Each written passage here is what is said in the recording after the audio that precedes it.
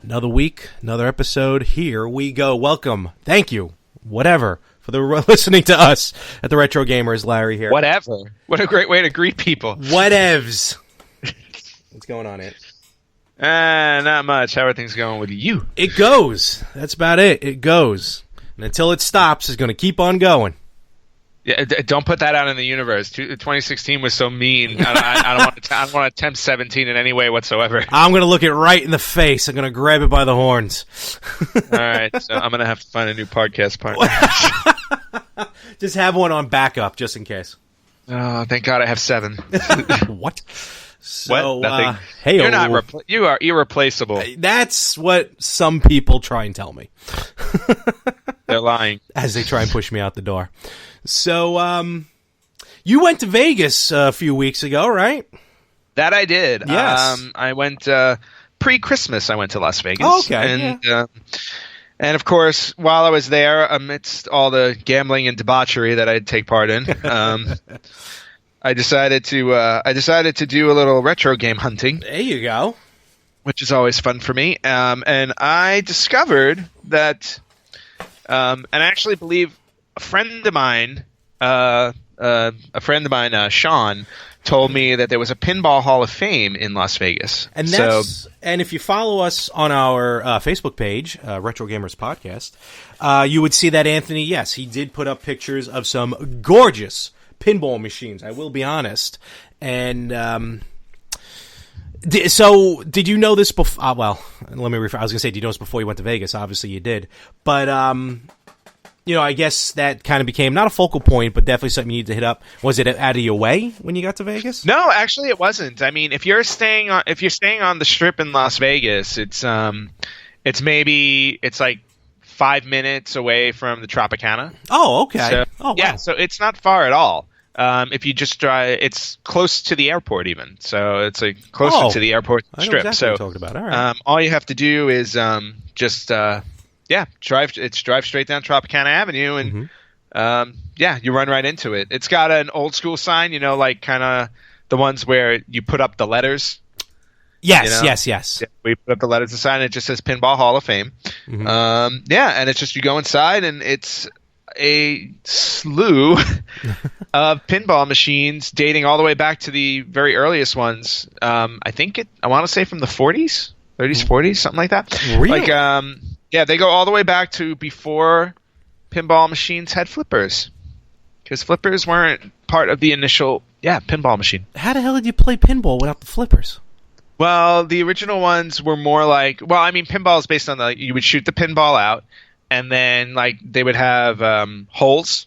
Okay. They had holes across the board of pegs, so it was almost like Plinko? Not Plinko. Kind of a little Plinko-esque, or combined with Labyrinth, the board game Labyrinth. So there were holes, and the holes had different point values, and wherever it wound up going, you would get the points for it. Oh, it was more like chance than anything else.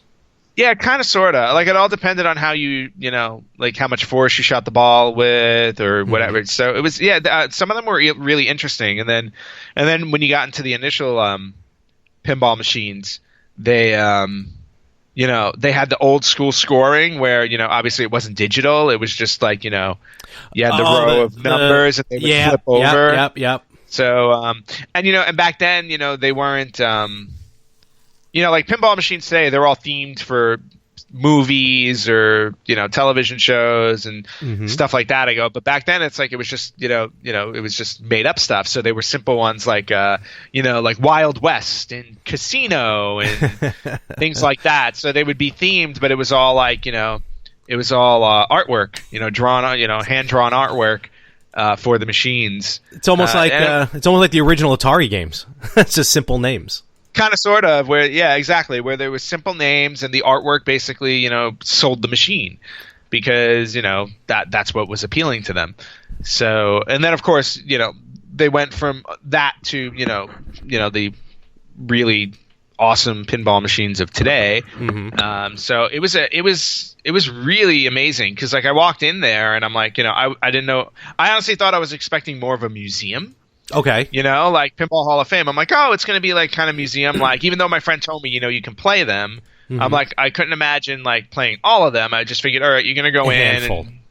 and there'll be a handful that you can play. But 95% of what was in there was on and working, including those original pinball machines. So it was really awesome. So I spent like an hour or two there, and they weren't even expensive. Most of them are like 50 cents to play, so which was great. So I got my quarters from the change machine. Proceeded to wander around aisle by aisle. I probably spent the first 15, 20 minutes just walking around taking pictures of everything. And that's what I was going to say, because if you guys want to follow along at home, you have a bunch of pictures that Anthony put up on the Retro Gamers page, which I'm flipping through right now as we speak. So yeah, so just point any out that stand out to you, but like one of my goals was to find my personal favorite pinball machine was Twilight Zone. Okay. And when I was a teenager, I worked in a video rental store in Brooklyn, around the corner from my house, and they had 2 arcade games in there. One was a standard arcade game they would swap out, so it was Street Fighter, Mortal Kombat, it would switch up. But then the other one was the Twilight Zone pinball machine. And when I used to work there, I played that game all day long. I remember those. There was no customer in there. I was playing Twilight Zone pinball. That was by far my favorite machine. So I was absolutely ecstatic when I saw that Pinball Hall of Fame, and I dropped many a quarter into it. Good. Good. Yeah, and it was awesome. But then, and then just wandering around looking at other stuff, it was interesting to see all of the other games that were there that I didn't even know they made. Like there was a particularly an XMen pinball machine that I had no idea they even made, and it was fantastic. Oh yeah, I'm looking at it here.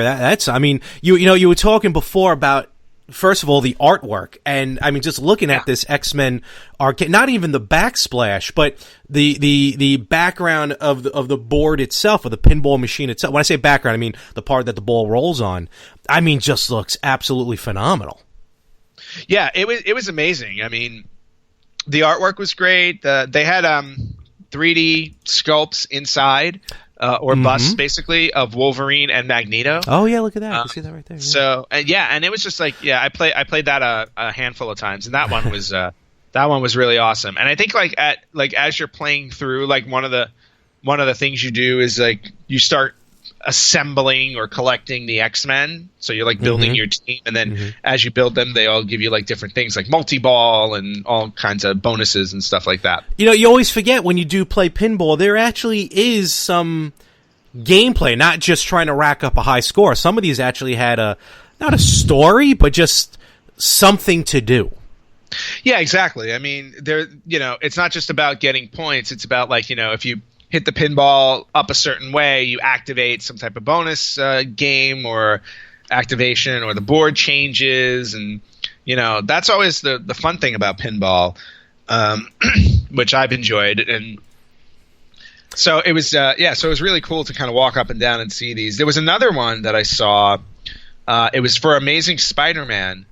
I think I saw that one. 2 there. They had the Spider-Man movie, but then they had an Amazing Spider-Man with the old school 60s comic book artwork. Yep, looking at it right here. Yeah, and it just looked like I sat there like an awe. And it's like I didn't even want the pinball machine. I wanted to take the artwork because the artwork was just beautiful. It was just like absolutely stunning.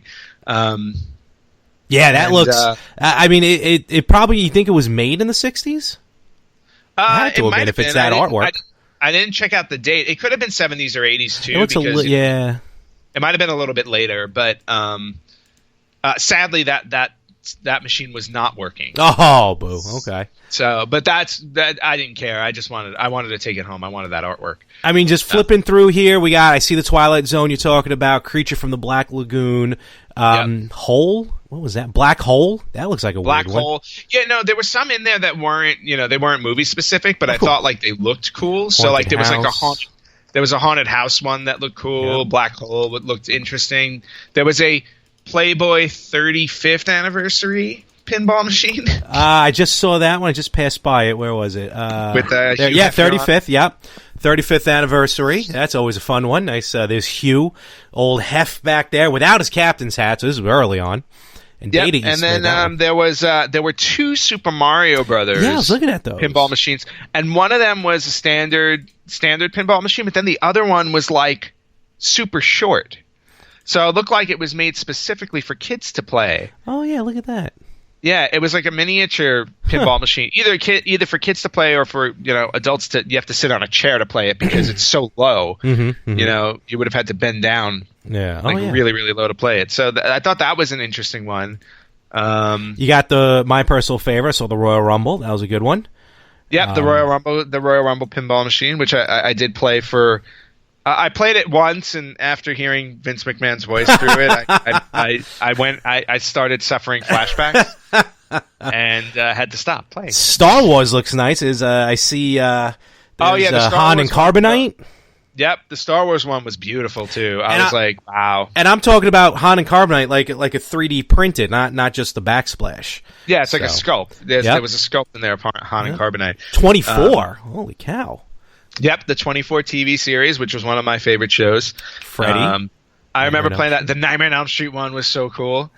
Oh man, that was another one I wanted to take home. Like I could just make an arcade in my house with just all the ones that I loved. And yeah, Nightmare on Elm Street was awesome. It looks I didn't even know they had one. Yeah, right. It looks like Bally's put out a lot of them early on, but it looks like this company Glebe made a lot of them. So look, Roller Coaster Tycoon. Holy cow. Yep. Oh, there's the Spiderman movie one you're talking about. Okay. Oh, the movie one, yeah. That was like the first one I saw coming in the door. And then walk the door right there. All right. That's cool. And then yeah, I know. I was gonna say, and then I see the old ones you're talking about, like Lady Robin Hood, Royal Guard, and these just just kind of racking up scores. Miss America, which wasn't even. This is one of the ones. Okay, so like Miss America is one of the ones without the paddle. You shoot it. There's a bunch of holes in the board, and I guess you just start filling in the points. Yep, that's exactly what they used to be. Twin Joker, I see there. Very nice. Were you able to play even those old ones? Yeah, no, the old, some of the, I don't know if all of them were working. Maybe not all of them. Yeah, but a good number of them were working, so you were able to sit there and play them, which was awesome. And what was it? Do you remember the name of the place again? It was just called the Pinball Hall of Fame. It's called the Pinball Hall of Fame. Easy enough. There you go. And then aside from the pinball games, they also had some old arcade games. Did they? All right. Yep. So up against the far wall. I don't think I posted any of them because I wasn't. Facebook limits you to like 30 photos, and I wanted to get all the pinball machines in there. But up against one of the walls, they had some of the original arcade games. So they had Super Mario Brothers. Oh, man, I remember that. Yep, Super Mario Brothers, Miss Pac-Man. Oh, classic, my favorite of all time. Galaga, Centipede, Millipede. They had a double cabinet of I believe it was Wild Gunman and Duck Hunt. Oh wow! So the shooting games. So, but yeah, so aside from just the actual pinball machines, they did have a handful of good old classic regular arcade games, which was awesome to walk through. They also had like they had a few. They had like the I think the Simpsons game was there. The 4-player one. Oh, that's an awesome. I think I saw that there. And a bunch of other stuff. So all in all, I mean, for anybody listening, if you ever take a trip to Las Vegas and feel like taking a break from gambling, I highly recommend the Pinball Hall of Fame. It was a great experience. It will be a staple whenever I go back there now. I got news for you. There's a pinball joint out here in New York City that I've never been to. And by looking at these photos that you posted and just hearing what you're talking about, next chance I get, I'm heading right to the city and heading to I think it's like Midtown Pinball or something. Nice. So I'm going to check that out. But very cool. You'll have to let us know if there are any retro ones there. I will. And also I got to get to that joint in Red Bank, but that's for another time. So now that was not your only video game stop in Vegas. And when I say video game, I don't mean the slot machines.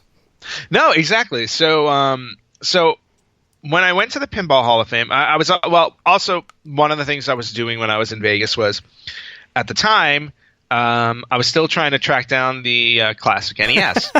So you still haven't gotten one yet? The second week in 2017? No, I still haven't gotten one.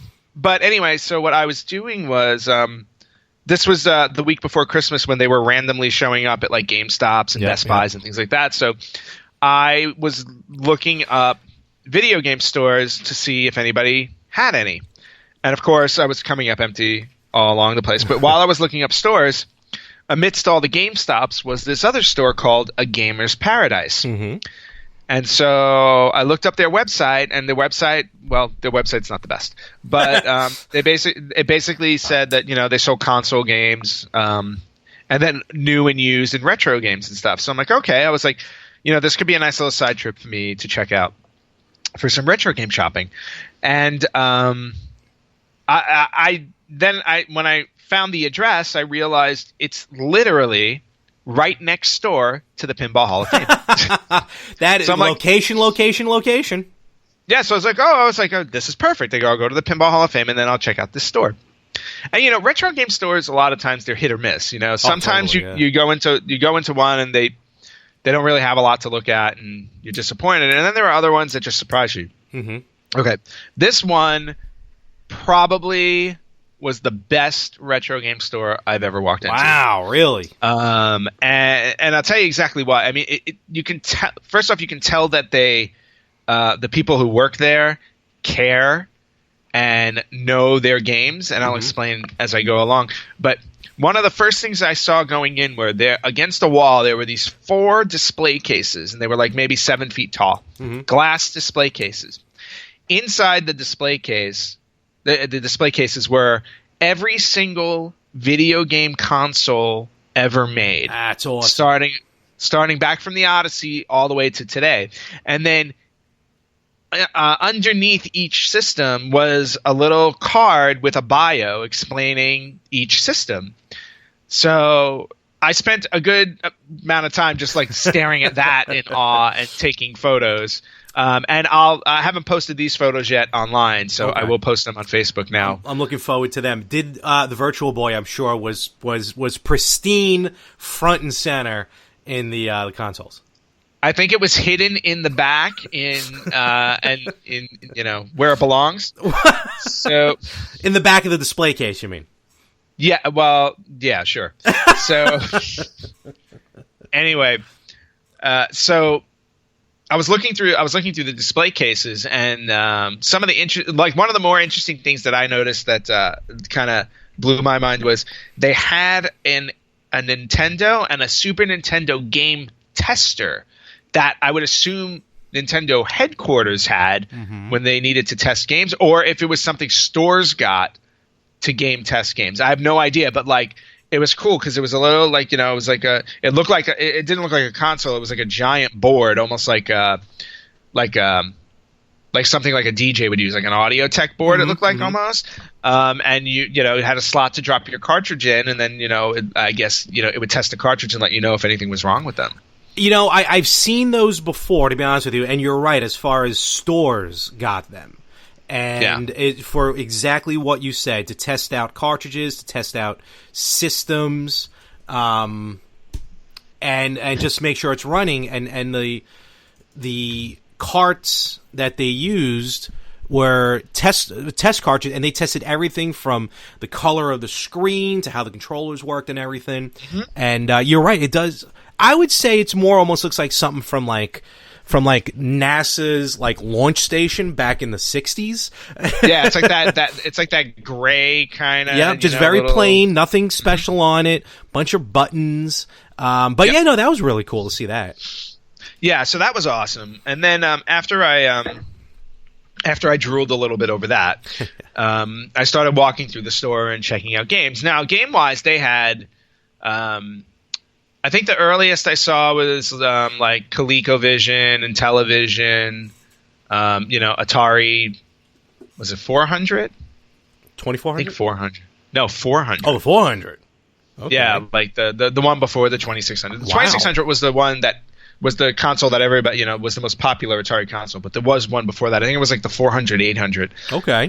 So anyway, walked around the store for a good hour maybe, just looking at games and stuff like that. And then behind the register or behind the counter, they had some games inside glass cases, like in the counter. Those were the rarer games or the more interesting games, or the small like Game Boy, Game Gear games. But I started talking to the guy behind the counter, and I saw like above him, like on the top shelf behind him, there were a bunch of boxed games like Super Nintendo, N64, Genesis, NES. And I kept asking him. I go, do you know what the prices are? Or he's like, whatever. And because I was asking him about like, how much is DuckTales and how much is this, that, and the other. Sweet. Yeah, he had DuckTales with the box. It was $100. Nice. I'll take it. And so then like he's like, if you want to go up there and look, he's like, I'll get you a ladder. So he got me a ladder. Apparently this guy has no insurance, so okay. Yeah, so no, he just got me a ladder, and I just climbed up there and went through all the games that were up there. It was really interesting. Oh man. So yeah, no, that was cool. Super nice guy. We had a long conversation. I told him about our podcast and how I collect games, and again, for somebody who just works there, extremely knowledgeable in retro gaming. Awesome. And I'll explain why when I discuss my purchases. So, all right. Which I'm about to get to now. So I wound up picking up 7 games. There you go. All right. And what I'll start with is my I bought 3 Genesis games. Now, part of my retro game collecting now is I'm getting spoiled. I want the boxes. I kind of don't blame you. Yeah. Yeah, I don't just want the cartridges anymore. I want boxes. So this one, of course, I got for purely nostalgic reasons, but I got the Genesis version of the WWF Royal Rumble. Nice. And inside it has the instruction book. Whoa, and in very good condition. The cartridge. Yep. In excellent condition. So, very nice. Yep. So that was the first one I got. And for anybody who even cares, the Royal Rumble on the Genesis was slightly different from the Royal Rumble on the Super Nintendo because the Genesis version had Hacksaw Jim Duggan in it. Ho! Oh, And he was not in the Super Nintendo version. He was not, no. So that's how WWF got you to buy multiple games, or Sega got you to buy multiple games because they had different players in it. Sweet. So that was the first one I got. The second one I got, this was a game I used to play all the time, and it's not that it was anything special. It was just that this was my I loved the Winter Olympics, and sometimes there were games for systems that I really enjoyed. So this was one of the ones I used to own. It was called Winter Challenge. Oh, God, I remember that. For Genesis. I used to rent it all the time from the video game store, and then eventually I bought it. But it had it had downhill ski jump, bobsled, slalom, biathlon, speed skating, luge. And the cool thing about the Olympic Games was you were able to play up to 10 people. Really? Well, obviously not with 10 controllers. Yeah, but still. I mean, because you alternate one at a time, but still, it gave you that competition thing. So, when you wanted to pick out a game, if you're having a party or a gathering or something like that, these would be the kind of games to pick out to play because you can have 10 people play. That box is different than a traditional Genesis box. Well, yeah, because it's an actual box. Oh, look at that. It opens like a gift box. Yeah. Where the top part comes off. And that was the other reason why I bought it, because it had the original packaging, and the original packaging was unique to Genesis because it was like a gift box. Yeah, honestly. And then inside, of course, there's the game. As one of the larger ones, and then they also had the instruction booklet as well. Again, pristine. I mean, excellent condition. So this was a must buy. And if you even look, the box too.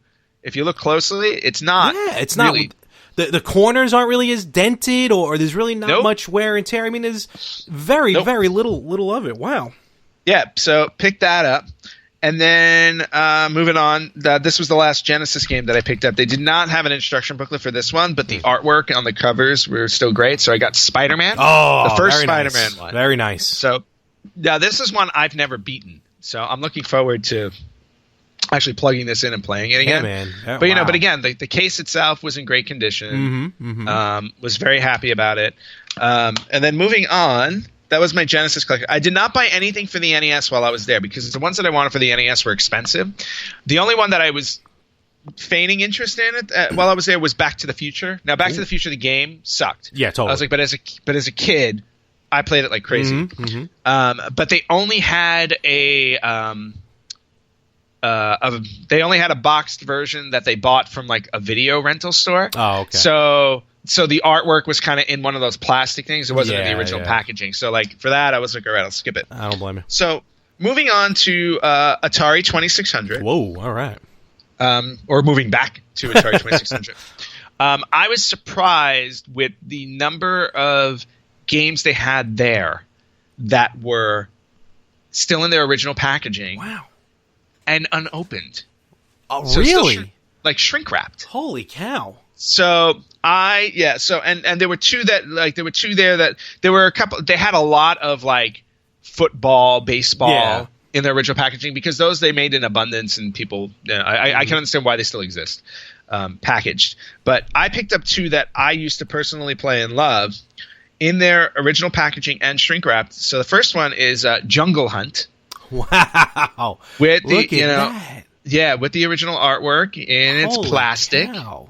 And and the back is caved in a little bit on the box, which used to happen a lot. Yeah. But aside from that, man. this is in perfect condition. Very nice. Very nice. So grab that. And then the other one I grabbed, and I love the art. I love the artwork on this one. Was Joust. Oh yes. So if you remember Joust, yep. So the guy riding the warrior chicken or whatever the hell, ostrich or whatever the hell that thing is. I'm calling it a warrior chicken. Warrior chicken. But again, like back then, the artwork was what sold the games. Totally. That's all you really had to go on. The artwork and the description on the back. So where's this guy finding this stuff? So I picked this up in its original packaging, which is really awesome. So these will not be opened. No, I don't blame you. No, they will stay as is. They go in my Atari collection. I'm very happy about. Okay, and then the last two I bought. Now, I've talked about this for. Careful over there, old man. I'm having some back issues today. So I've talked about my hunt for Tecmo's Deception. Yes. Which is a PlayStation game. It's hard to find physically. I mean, I can order it online. And to be honest with you, I'm at the point now where I should just order it online and call it a day. But for some odd reason, I'm enjoying the hunt of finding it in I a don't blame store. you. I just want to find it in a store. I don't know why. But anyway, whenever I bring up the name of this game, everybody looks at me funny because they've never heard of it. It's like Tecmo's Deception, never heard of this game. And I'm like, no, I swear I've owned it. I've talked about it, many, many, many times with many different people. And I'm very sorry that my version of it disappeared because I never traded it in or anything like that. It just, I don't know, it just disappeared. So I asked the guy behind the counter. The man behind the curtain. Yes, the man behind the counter who let me climb ladders and stuff in his store. I was like, hey, do you by any chance have, because I went through the PlayStation aisle, did not find it there. By the way, in the PlayStation aisle, I found 2 copies of the original Resident Evil in their packaging. Ooh. But the packaging was damaged, so I didn't buy it. All right, fair enough. They were too damaged. I was like, I really want to buy it with that old. It was the tall. Remember the tall? Oh, like yep. I really wanted to buy it, but it was too damaged. So anyway, I'm going through the PlayStation 1 aisle looking for Tecmo's Deception. Didn't see it, so I go to the guy at the front desk and I ask him. I'm like, do you have you ever heard of a game called Tecmo's Deception, and do you have it? Okay. He knew way more about the game than I did. And we had a very long discussion about not only Tecmo's Deception, but here's what I didn't know because I'm an idiot and didn't look it up online. But there's an entire Deception series. Really? They did not just make one. Oh, they made 4. Oh. So we were talking about it, and he's like, people don't really know it because it didn't sell well here. The concept of the game isn't exactly a game that's appealing to a video game audience, or at least a younger video game audience, because it's like you're collecting souls to raise the devil. Mm-hmm. It's a very dark game, right up my alley. It's not for the Christian youth group. No, definitely not for the Christian youth group, or maybe so. You never know. We sat there talking for like 10 minutes about it. And he was basically telling me, he's like, yeah, he's like, we don't have the first one. He's like, would you be interested in the other ones? And I'm like, and that's when we started talking about, there was a whole series and whatnot. Right. So they did not have the first or second one, but I did get my hands on Deception 3 Dark Delusion. Ooh. So, and it does not have the original packaging. No, but still, just the fact of there it is. Yeah. One version of Tecmo's Deception. Yeah. So I'm really, really eager to play this. Oh, and I like there's a little subtitle on it. It says "Sweet Dreams, Little One." So I got a PlayStation 1 version of the Tecmo's Deception 3. Okay. And more. I got the fourth one in the series, which was actually on PlayStation 2. Oh. And it was called Trapped. Trapt. Oh, okay. So again, put out by Tecmo, same concept. Mm-hmm. And this one actually has the game and the original. Very nice. Nice artwork too. Yeah. And then while we were talking about this in the store, he went online to look up the series to discuss it, and he found out that there's a new one on the way. Really? Same concept. There you go. So there is another. So this little known series that a lot of people don't know about has actually spawned 4 games with a 5th on the way. Who would have thunk it? Me. Well, that's cool. Now, have you? You said you haven't played those yet, right? No. I haven't played them yet. But they have moved up to the top of my queue. It's like your Netflix queue. You've moved them up to the top tier. These will be the next 2 games that I play. Hands down, no question. Excellent. Oh man. So again, So the name of the store was A Gamer's Paradise. It's located on Tropicana Avenue in Las Vegas. Mm-hmm. So for anybody out there who wants to check them out, you can also check out their website. He also told me that any game I'm interested in, if they have in stock, they do ship. Oh, okay. They will ship them. And then also, if you spend a certain amount of money, they also have on their business card, they do a little stamp thing. So for every $10 you get a stamp, and then when you fill up the card, you get $10 off your next purchase. You couldn't get one more game? Oh no! I did. I filled it. Oh, you did. Oh, okay. I thought that last one was okay. No. I filled it. That's the free one. Oh, so he told me the next time I call to just let him know that I have a filled card. But yeah, so they ship and everything like that. So again, what's their website? It's A Gamer's Paradise. You can find them online at agpvegas.com. All right, we'll link it here. agamersparadisevegas.com, agpvegas.com. Mm-hmm. For all you guys out there who are interested, check it out. I will tell you this: they had a lot of games that I could not find anywhere else. Really? Yes. So they are definitely worth looking at. I will definitely check or that out. Or contacting and just asking them, do you have this game? Yeah. And again, I was very surprised. There were a lot of games that were in their original packaging and still shrink wrapped, specifically for the older systems like Atari, ColecoVision, and things like that. There were a lot. Trust me, I wanted to spend a lot more money than I did. Yeah, that DuckTales you were talking about sounded sweet. Yeah, I mean, I saw the box and I was just like, "Oh, I want it." And then I saw the price and I'm like, "I don't want to spend $100 on it." That was like when I saw the Zelda in the box. It was $150. I was like, I do one lap around the table and gone in 5 minutes. See that? If I saw the Zelda one, I probably would have grabbed it. Yeah. So, well, sounds like you had a good time in good old Vegas at the Retro Gamer. I had a great time. It was, it made me happier spending money and bringing home something as opposed to spending money and watching it go away. It's a much better return. Much better return. Yes. All right, cool. So, I'm definitely going to check out that website. We'll link it in the description for the show. Other than that, it's pretty much about it. I'm on my end. I'm going to pick up. I know I mentioned it before. I'm going to pick up Castlevania 2 very shortly. Okay, and I am actually on my way back to Japan. So. Oh, okay, yes. So I will be on the hunt for a couple more mini Famicoms. See if we can flip them this time. No, I'm not looking to flip. I'm looking to keep one in its original packaging and sealed whatnot. True. And then I'm also going to see if I can, provided I have time. I mean, last time I was there, I pretty much worked nonstop. But I'd like to find a little time to A, do some sightseeing, and B, see if I can find a retro store there. Yeah, right. Because to be honest with you, I wouldn't mind coming home with an original Famicom. That'd be sweet. Now we're talking. Now we're talking. So, or even a Super Famicom, either one of those two. Either one. I would love to get my hands on one of them. That is the hunt, my friend. And if you're listening in Japan, let us know where we can find one. I have a feeling nobody is. And with that, we'll start to wrap it up here. Cool. All right. That's definitely check out the Pinball Hall of Fame. And what was that called again? A Gamer's Paradise. There we go. Just how much I remember. With that being said, we're going to catch you next week, and we'll talk more of this retro stuff.